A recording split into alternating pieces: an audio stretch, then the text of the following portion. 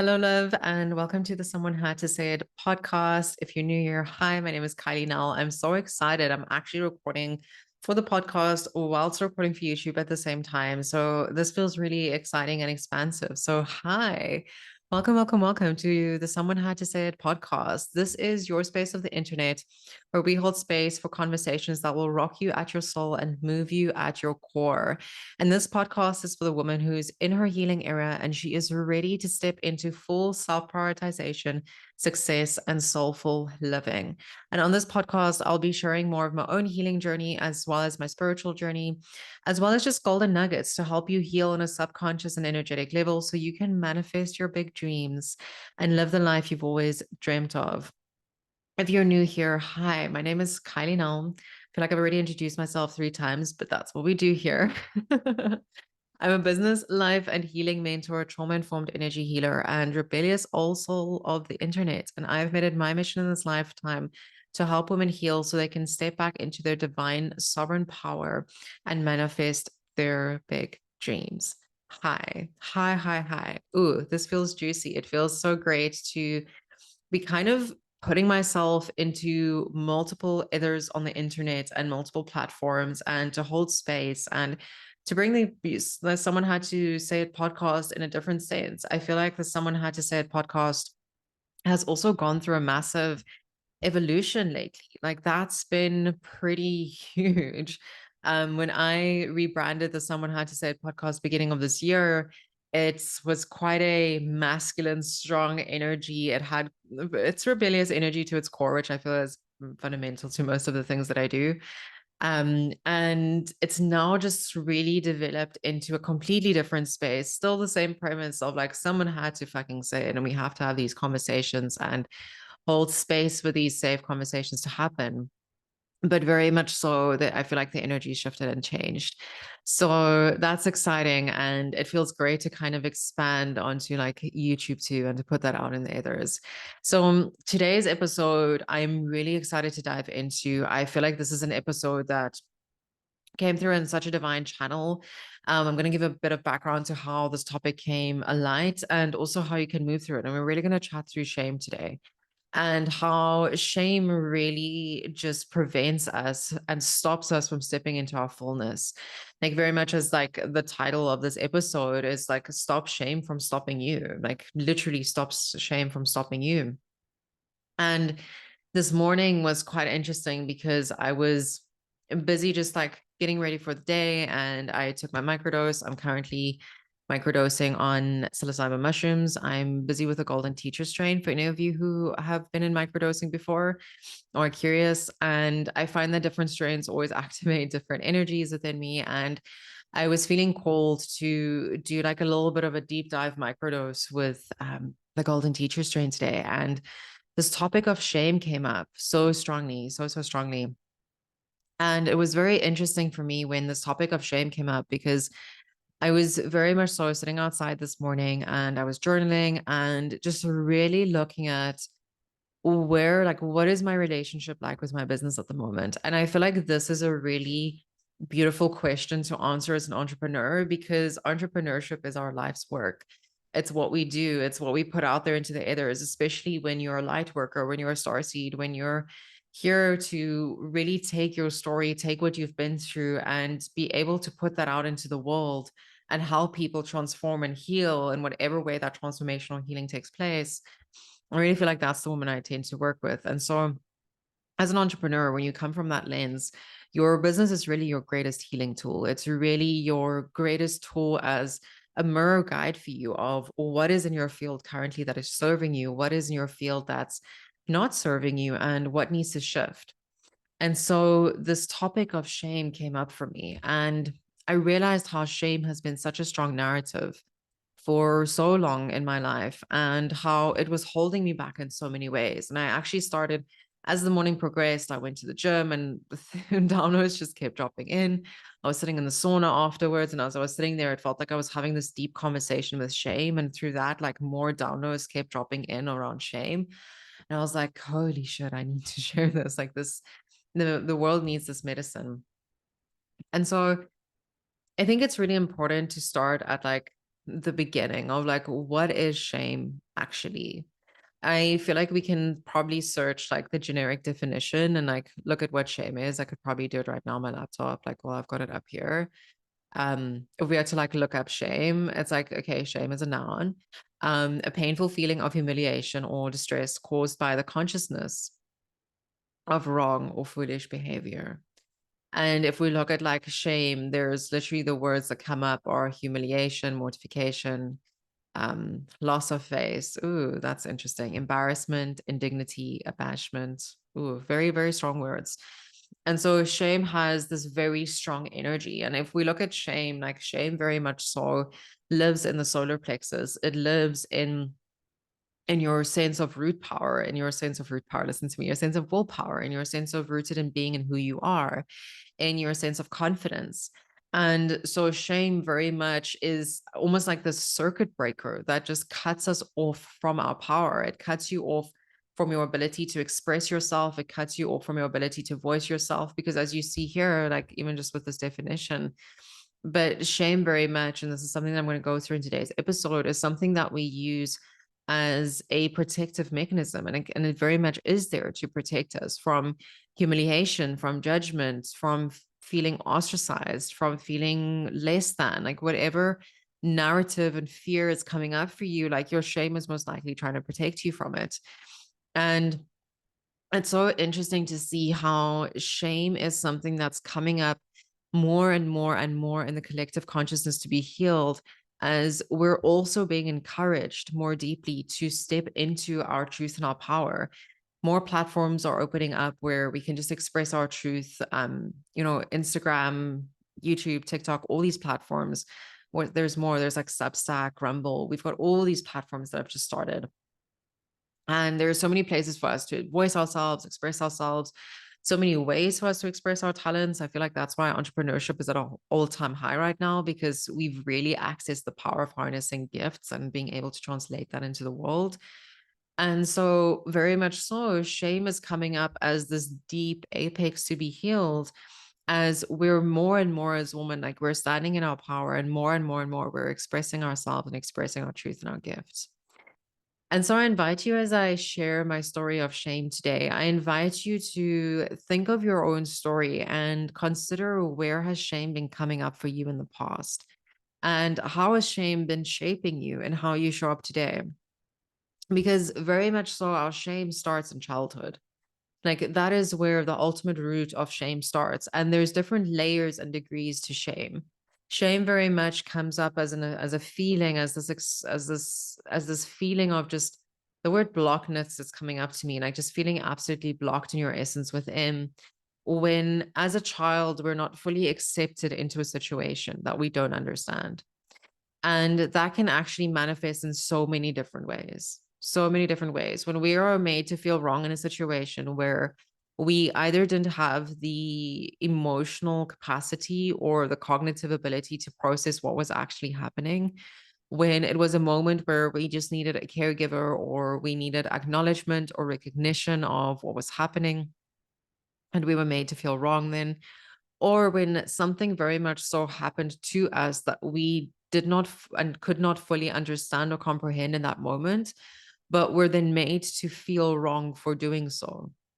And so you can see shame is really almost like how I visually picture it and connect with it. It's like this block in our circuitry, where there's something that happened that isn't actually a full adequate representation of the situation. Like that's not really what happened, but somehow you had to carry the shit end of the stick, and you had to carry a weight that was never yours to carry.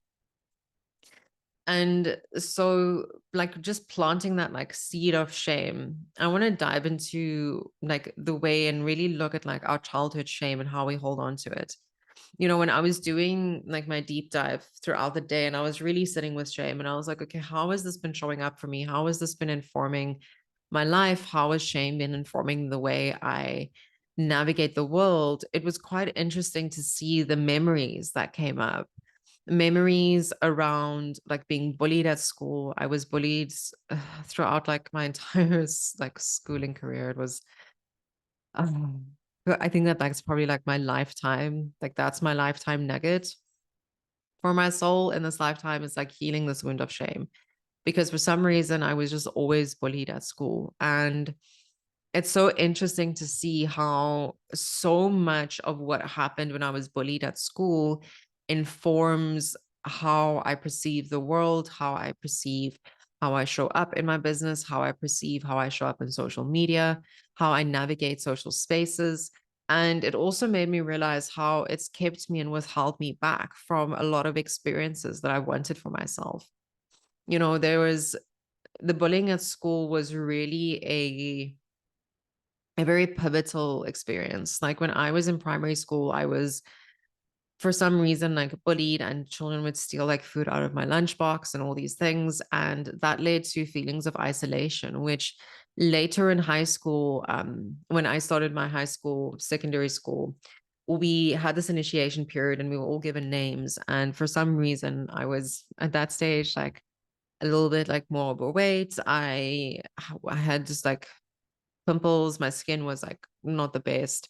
I wore glasses, I had braces, like, and I was obviously like really shy and like withdrawn because of just my nature and of being bullied in primary school. So I didn't have any safe regulation of like social spaces. And so in high school, when we went through this initiation and everyone got this name, like that would be their like name for their first year of high school, mine was Ugly Betty. And I remember when I received that name, it didn't land initially. It's almost as if I just let it slide. And I remember that the moment I got home and I spoke to my mom about it, I just burst into tears. But there was never, ever any solace beyond that. There was never any consolidation behind that. And so throughout like the high school like years, I would have kids shout that across the hallway. Like there would be cases where I'd walk past like the older schoolboys and they would like flick my nose because I've got like a pointy nose. And they would like pass down comments, and I just never felt in social circles. I had like a few girlfriends, but they were also like, now looking back at it, I was like, it was very tumultuous relationships. And I could see how that even wasn't within itself, because I was never part of the in crowd, even though I wanted to be part of like the cool kids, but actually secretly like didn't want to. But I thought that's what you had to do in high school. Like if you're part of the cool kids, you're part of the group. And so the bullying then started to grow layers as my high school years continued. It started to manifest as shame with friendship circles, shame around who I was dating. At that stage, I was dating someone that was outside of the school. He was a bit older. I think he was 19 and I was like 15 or something like that. But one of the girls that I was friends with really liked him. And suddenly our relationship, she started becoming mean towards me because I was dating this guy that she really liked, but I didn't even know. Like we just met and we just clicked.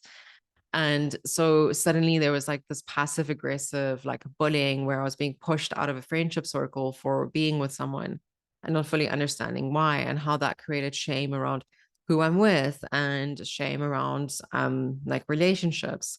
And from being teased because I was like overweight, I felt this shame of being in my body and shame around my body, and had like experiences as a child with my mom as well, where I just couldn't feel fully accepted and safe within my skin and my weight that I had. And so all these layers of shame just started building. And it's so interesting how, unless we actually really like sit with these head on and we start to go through these experiences that we've had, especially as kids, where we don't always realize how they deeply impacted us. And I didn't realize how deeply all these like layers of bullying and layers of not being accepted caused deep shame within me, and caused deep shame within me that attached a lot of narratives. And that's like one of the points that I wrote down. Like I've got my notes open here at the back because I was like, these are just really golden nuggets that I need to share. And I want you to like, this is your first note. And this is not like, this is like the tip of the iceberg of my shame story. I feel like there's more I want to share, but I know I'll do so as the podcast continues to grow on like these multiple platforms. But Shame is always attached to a narrative, whatever shame you're holding within yourself right now. And how do you recognize if you have this shame, right? It's where you feel the sense of, I don't want this to happen again. Who am I to do this? Like, what if someone or something like valuable to me just like leaves again or just abandons me? Like, it's really important to look at like, where are you holding yourself back from this fear of being seen? From this fear of being seen and received for the work that you do, for what you're about to say, for how you show up online. Like, there's a narrative that's attached to that. Shame always comes with a story, it does not exist in isolation. And that story is usually the story of something that's impacted us when we were kids.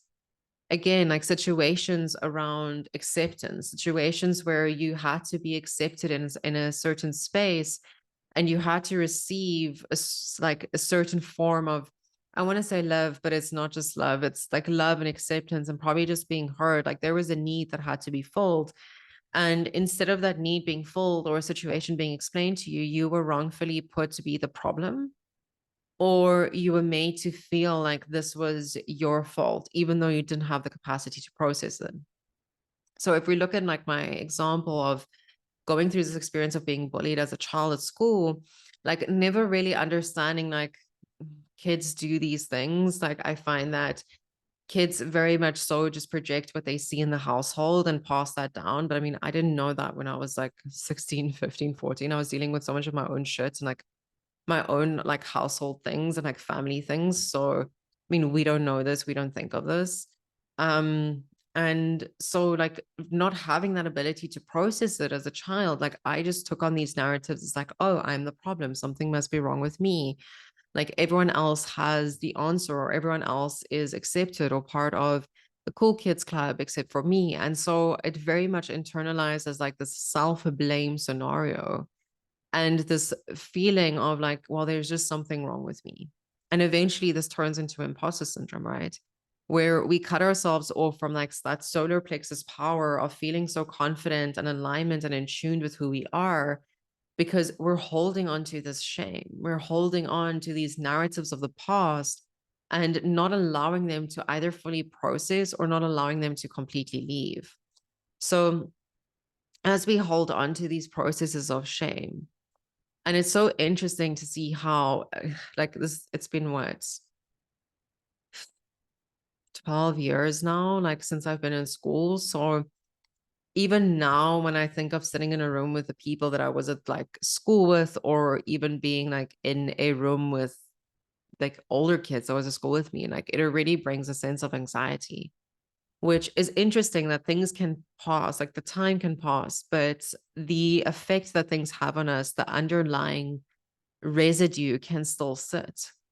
And so I've currently been on this journey, just to give it a little bit of context before I speak about how like shame can manifest, is I've been on this journey of like healing at the moment and like really going deep. The past 3 months have been deep in energy healing. I've been doing a lot of plant medicine work.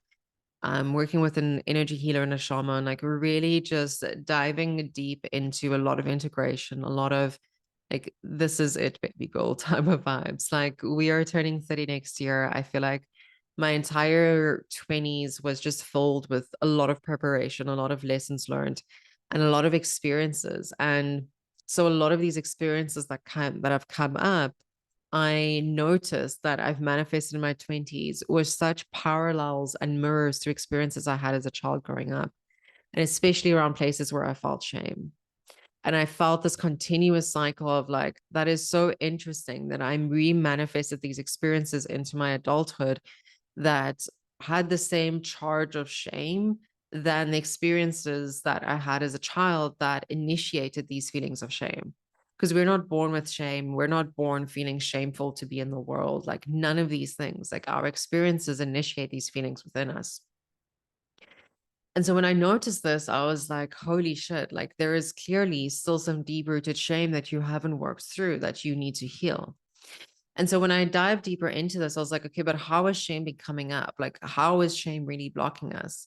And when you start to look at like like your relationship with shame, because we all have this deep relationship with shame, granted the society and the world we live in, is it's really important to consider like what patterns have I kept repeating of experiences of things that have happened in the past, whether it was in your childhood, whether it was with your parents, whether it was with a partner, whether it was in friendship circles. Like there are so many spaces that this could happen, but really considering like how is my relationship with shame been coming up and how has this been informing the way I show up in the world? Because shame will continue to repeat the same pattern and cycle because it wants to reinforce that this is something you should feel shameful about, because that was the truth for you as a child and that pattern wasn't broken. No one came up to you and said, hey, you know, when those kids bullied you, that was actually really not your fault. Or, hey, you know what? Like when you were like sexually assaulted, like, and you didn't understand what is happening, that was not your fault.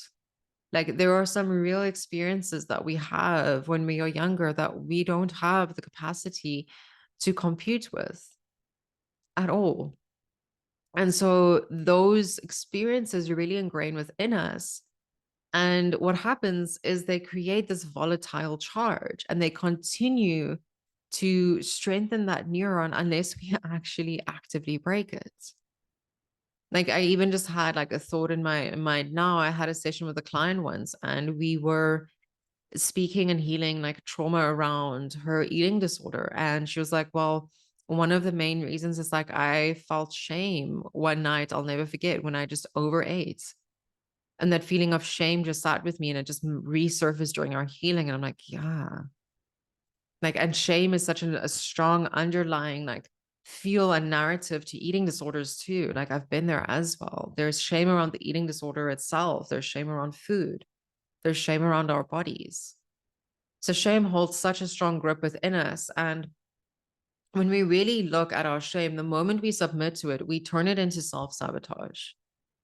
And that self-sabotage can come up as like procrastination. So you're just not putting yourself out there. You're not going after your goals.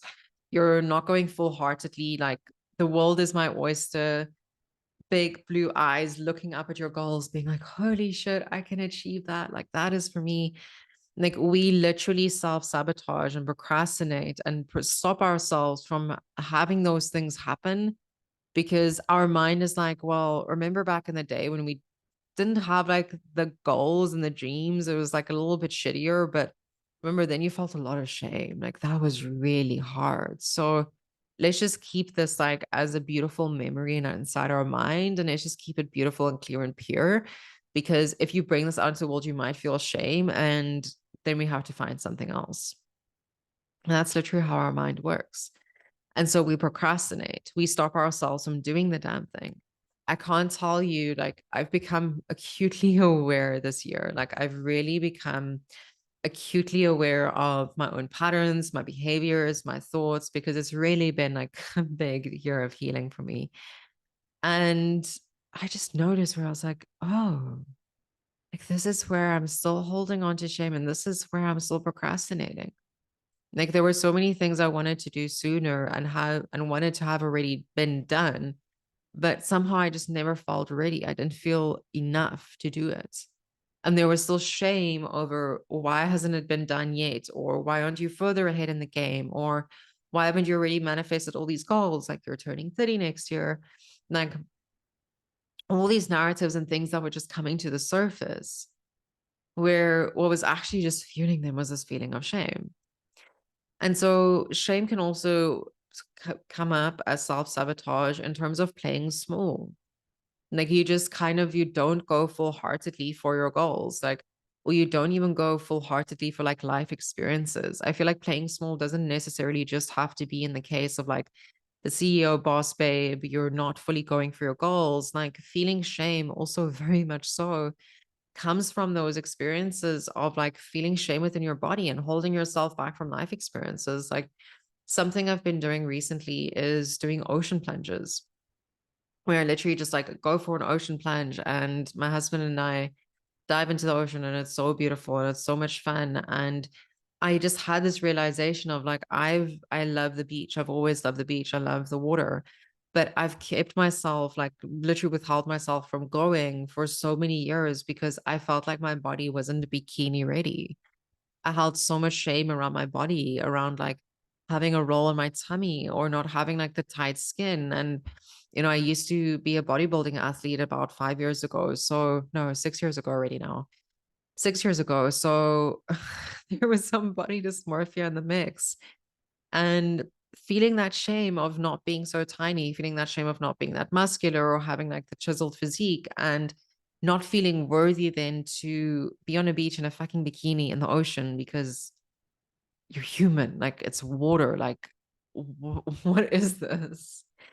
But again, like I recognize how that shame has stemmed from like childhood experiences. Like they literally come to my mind as a child where I was judged for my body, but not even understanding what the fuck's happening in my body because I was so young. I was like, you're still growing. Like you go through adolescence, you go through so many changes. Like you're suddenly getting your period, and then you have like mood swings through the month, and you like have more cravings, and you're trying to navigate like food and navigate like having to show up like properly as like a girl as well, and how do girls eat versus boys. Like there's all these like biases and narratives and things placed on it. So I was like, there was a lot of shame from childhood experiences around my body.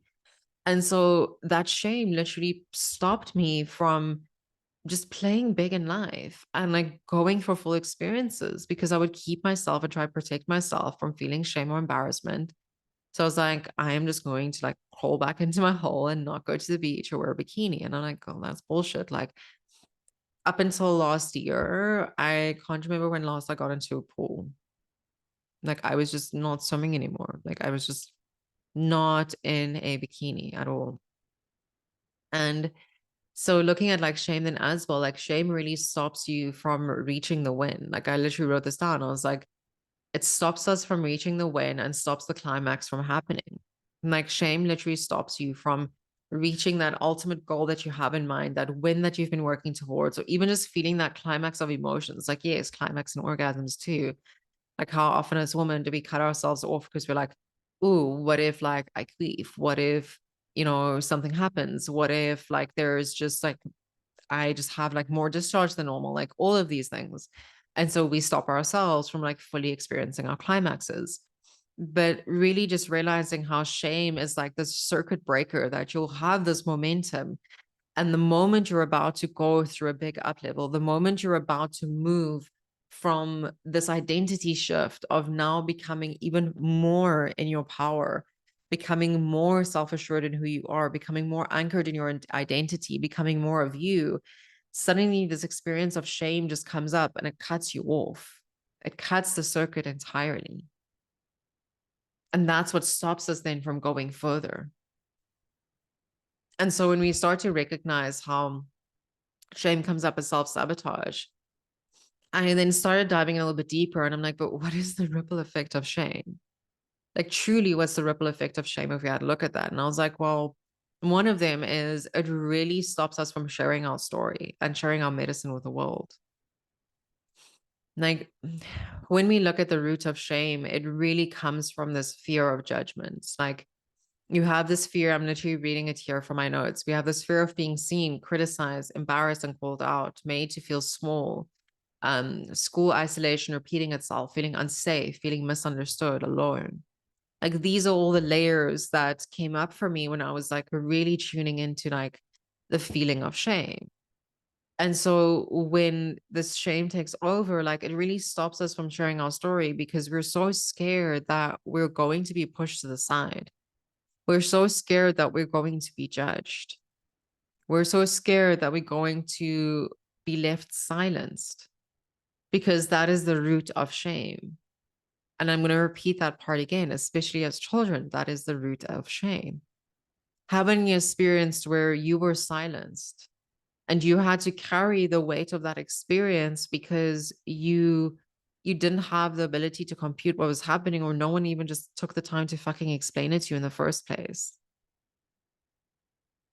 And my guides were literally like, this is why we need more conscious and honest parenting. And I'm like, yeah, this is why we need more conscious and honest parenting. is to be able to tap into these feelings of shame and to be able to adequately release them. And so when this feeling of like shame resurfaced, and I realized that there has been parts of my story that I haven't shared with the world. And interestingly enough, like I've had experiences re-manifest over my 20s, experiences in vast elements, whether it was in like romantic relationships in the past, whether it was in friendships, even professional relationships, where I just felt deep shame like within that moment. And that shame was as a result of feeling ostracized, of feeling judged, of feeling misunderstood, of feeling silenced. And it's so interesting because I'm like, these patterns are very much patterns that I've had as a child. Like they were kind of, it felt like my truth. Like this is how the world operates, kind of thing. And so noticing how like these shame patterns kept repeating and manifesting themselves as an adult, I was like, well, this means in some way, shape, or form, I'm still continuously available for them. And that's a really confronting truth as well, right? I'm gonna take my sip of my water here. That's a really confronting like truth to have as well. Like, how are we actually being um conduits for our shame to continue to repeat and manifest itself? Mm. And you may be like, Kylie, well, why will I want to continue to manifest and repeat my shame? Well, if that's all you know, that's all you know. It's the best way for me to answer it for you. If that's all you know, that's all you know. Unless we actually like bring this to the surface, like what Carl Jung said, unless you make the unconscious conscious, it will continue to rule your life. Like, unless we actually consciously go back to these patterns and become curious about ourselves and explore these situations and really take the time to reflect, I feel like, like New Year's old New Year's and old like years that are passing, reflections and resolutions have lost their weight. I feel like my new year always starts on my birthday and on Africa Burn. Like those are the two.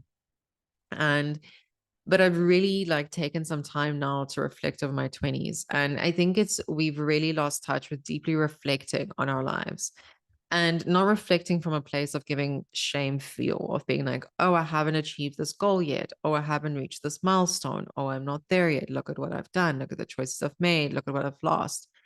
Like those are all narratives of shame, right? As opposed to looking back and being like, why am I repeating these patterns of the past? Why am I repeating these feelings of shame? Why do I keep holding on to this lower, dense vibration? And it's because there's parts of your inner child that's still stuck in those narratives, in those loops of the experiences that happened in the past. And she didn't have the tools or the resources or the capacity or the people to help her navigate the situation. So that became your neural truth. That literally became your neural truth. And that became like your way of being. And your brain subscribed that as like, cool, like this is my truth. Like this is what my reality looks like.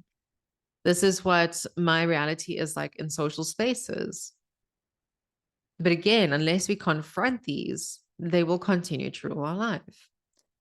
And so, really understanding that shame stops you from sharing your story and your medicine with the world, it really holds you back in so many diverse places because shame projects itself as fear. It really projects itself as this deep fear of a fear of being seen. Like I wrote down here, like shame keeps us from being seen. It literally puts you in this hermit mode. Like, here's a really good realization I had. I'm like, for so long, I've just wanted to grow a really big like social media following because I really love community. But for some reason, I keep self-sabotaging that momentum. Whether it is through how I post online, whether it's through distractions that I allow to come into my field, like the nuances of that like doesn't really matter, but I keep stopping the momentum. And I realized that this momentum is truthfully from a deep rooted fear of being seen. From in times when I was just like, from all these stories that I shared, like being bullied as a child, all these things, it really created this fear of being seen in like social spaces and being the center of attention. And there's experiences that I've manifested in the past where I've really put myself out there to be seen and they weren't well received. Because again, like I hadn't learned the lesson yet fully until now. That's why this podcast episode is also here. And realizing that this fear of being seen was really because there was still shame that I was holding on to. What if people judge me? Or what if they misunderstand me? Or what if I'm ostracized? Ooh, look at them. They're making it. I'm not going to make it. Like cancel, clear, delete those thoughts. But those are the thoughts that came into my mind. Again, these feelings of shame. So every time I'd want to put myself out there to be like, ooh, okay, like I really want to grow the social media account. Like I'll start a new TikTok. I'll redo something or I'll just lose momentum. And it was actually just a protective mechanism subconsciously of this fear of being fully seen for who I am. Because I found that there's experiences in the past where as I've been like transforming and finding out who I am very much so, like I feel like my 20s have been a rapid period of growth and evolution of really discovering who I am and what my values are and who's the woman I want to become and a lot of undoing to become, like a lot of unbecoming to become. And I found that throughout this period that also caused a lot of conflict where as I'm becoming more and more of me, I would have friendship circles and friends around me that the more me I became and the more I changed, the more that wasn't accepted within those spaces. And how they preferred the very silent, small, sit in the back, like not fully expressed in her full essence like Kylie. They just preferred the very like she's still actually sitting with a lot of shame and she's keeping herself small and she's preventing herself from being seen. And so shame really stops us from being seen, fully seen for our power. And that's actually at the heart of it all. That's all that we want. As human beings, we just want to be seen for who we are and acknowledged for our existence and for our medicine that we bring to the world. And so this other realization, this third realization dropped in, and this, I want to close off with this, is that shame really projects itself as judgment onto others when we've not fully healed it within ourselves. And this is also, again, like quite a, you might think of this as like quite a hard, like pill to swallow, but it's so true. Like, where have you been judging other people, whether it's judging them for their success or their money or their body or the type of body they have and that they're just maybe confident in being in and you're not feeling fully confident in your skin. So that comes down as judgment. Like wherever we judge people, it's because we're still holding shame onto a situation. And this really like made me, when I had this thought kick in, when I was sitting kick in, listen to me, but when I had this thought kick in, and I was sitting in the sauna today where like shame is really just projects itself as judgment onto others. It really made me sit and think of like, ooh, where are the patterns where I notice where I'll just have a judgmental thought slip through and like have this judgmental thought just slip through onto like another woman. And I then realized I was like, well, if I had to like turn that mirror back onto me, wherever I've passed the judgment down onto this person is where I was feeling shame. Whether it was shame around like my body, whether it was shame around my bank account, whether it was shame around my vocation and my profession, whether it's shame around fucking anything, it's always flipped back around to me.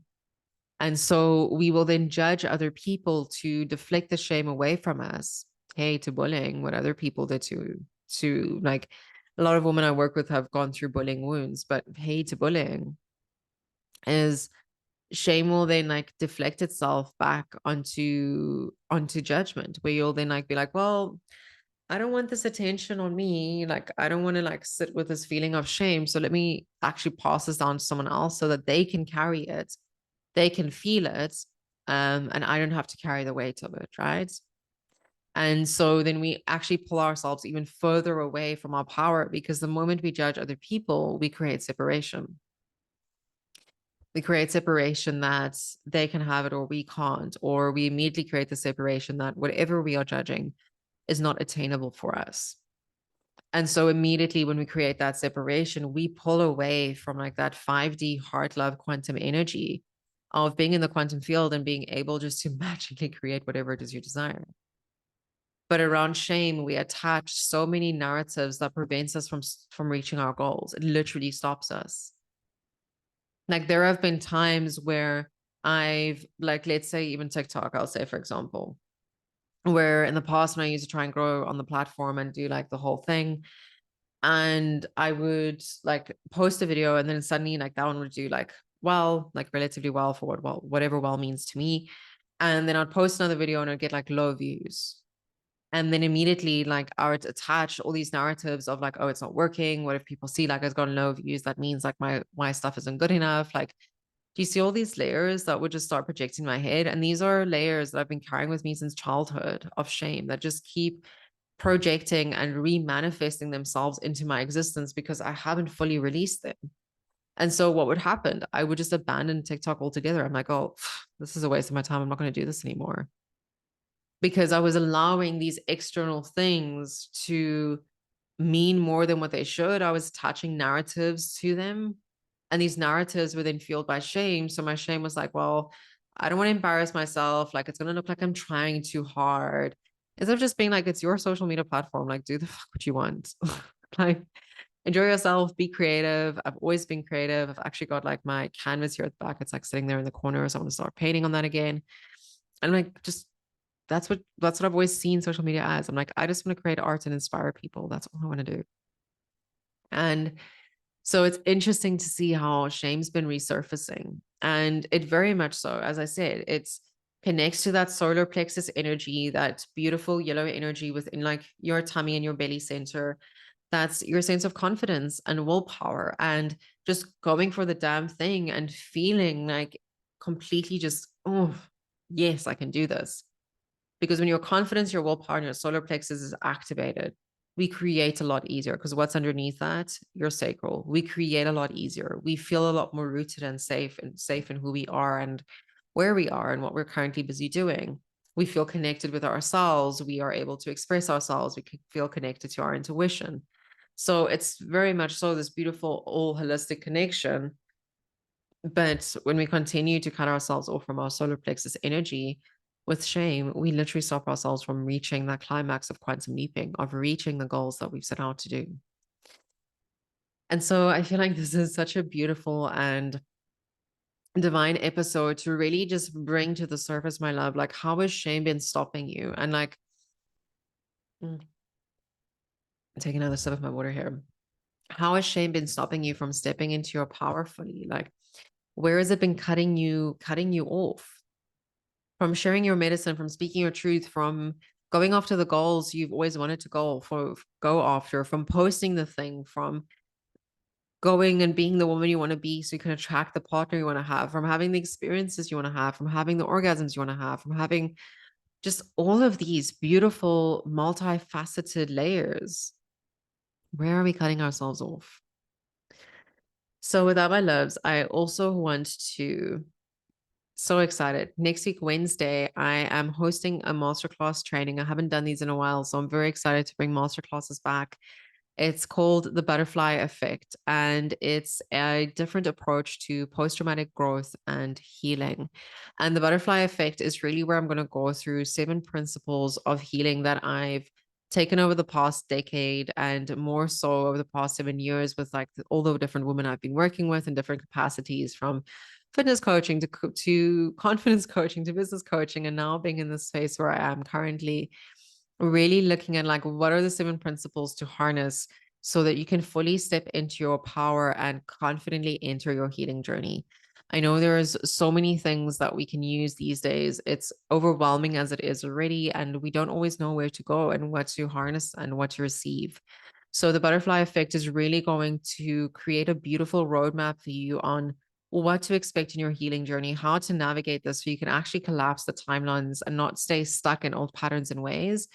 And I'm also going to be bringing in a few extra tools and introduce them to you and where you can use them. We're going to be talking about subconscious work. I'm going to be introducing energy work as well as how you can use like certain intuitive practices at home. And then I'm also going to open up the conversation around plant medicine and how I personally feel and believe with the work that I've been doing with plant medicine for over a year. Like, what are the best practices of when to use in your healing journey, how to start incorporating it, and where to even start? Because plant medicine has become a lot more popular. But I do think the popularity and the education aren't fully on par. the popularity bowl has gone a little bit faster than the education bowl. So I think it's important to bring these two into parallel grounds.